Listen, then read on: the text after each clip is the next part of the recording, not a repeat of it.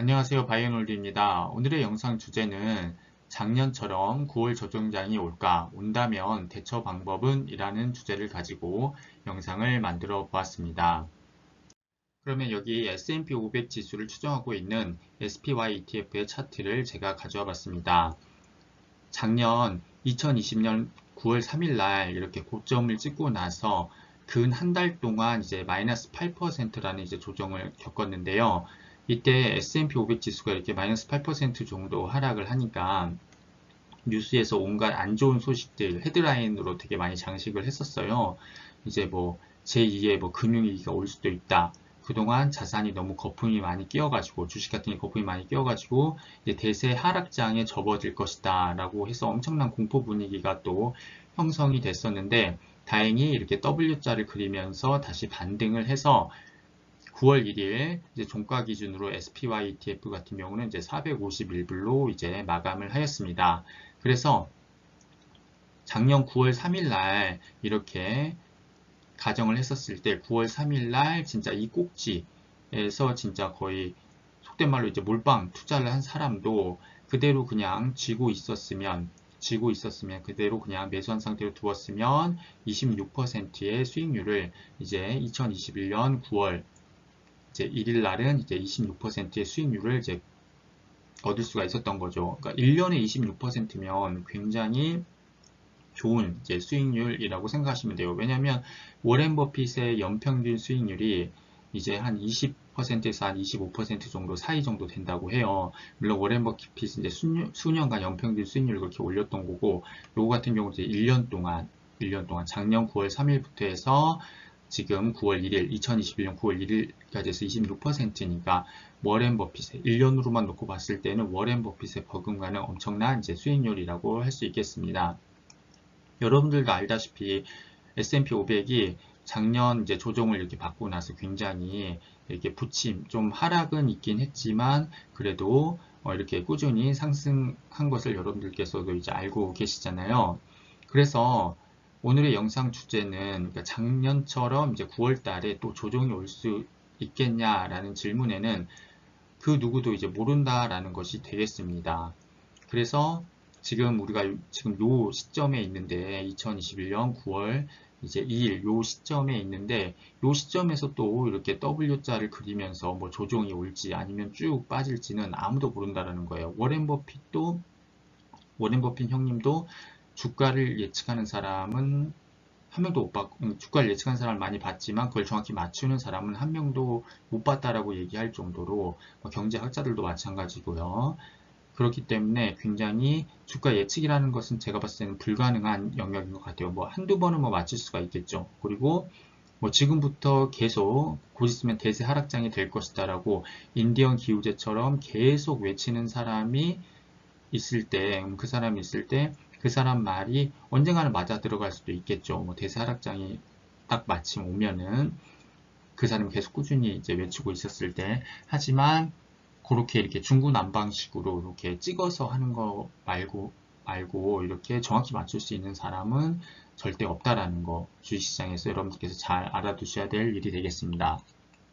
그런데 만약에 이제 조정장이 온다면 어떻게 해야 하겠냐, 바이앤홀더는 어떻게 해야 하겠냐라고 이렇게 질문을 하신다면 저는 시장이 그대로 남아있으면서 do nothing, 아무것도 하지 않겠습니다. do nothing, 아무것도 하지 않겠다라는 거거든요. 이건 뭐 제가 한 얘기가 아니라 이제 유명한 투자자들도 다 하는 얘기예요. 뭐 조정을 8%를 받던 뭐 50%를 받던 시장이 그대로 남아있어야지만이 또 우리가 회생 가능할 수 있는 그런 기회를 엿볼 수가 있기 때문에 do nothing을 하는데 그런데 평상시 했던 것처럼 분할 적립식으로 이제 월급날 계속 사서 모으긴 할 겁니다. 그 사서 모은 행위는 멈추지 않을 거고, 뭐 조정이 온다 그래서 ETF를 급하게 뭐 매도를 하거나 뭐 이런 일은 절대 없을 거라는 것이 되겠죠. 또 우리가 투자하고 있는 것은 이제 시장 ETF이기 때문에 굉장히 이제 S&P 500과 나스닥을 이제 추종하는 ETF들이기 때문에 굉장히 오히려 조정을 받으면 그거는 이제 저는 바잉 찬스라고 생각을 해요. 매수 기회이기 때문에 저렴하게 살 수 있는 기회라고 생각을 합니다. 그러니까 우리는 평상시 했던 것처럼 꾸준히 분할로 매수하는 것이 좋지 않을까라는 생각이 듭니다. 그래서 제가 아까 작년 9월에 이제 조정장을 봤었고, 그러면 지금까지 이제 SPY의 조정장이 얼마나 있었는지 좀 길게 좀 한번 보도록 하겠습니다.